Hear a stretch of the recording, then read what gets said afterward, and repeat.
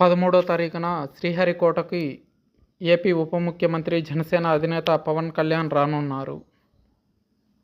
భారత అంతరిక్ష ప్రయోగ కేంద్రం శ్రీహరికోట షార్లో జరిగే కార్యక్రమాల్లో ముఖ్య అతిథిగా పాల్గొననున్నారు. డిప్యూటీ సీఎం ఇస్రో ఆధ్వర్యంలో గత నెల 14 నుంచి ఈ నెల 15 వరకు జాతీయ అంతరిక్ష దినోత్సవ వేడుకలు నిర్వహిస్తున్నారు.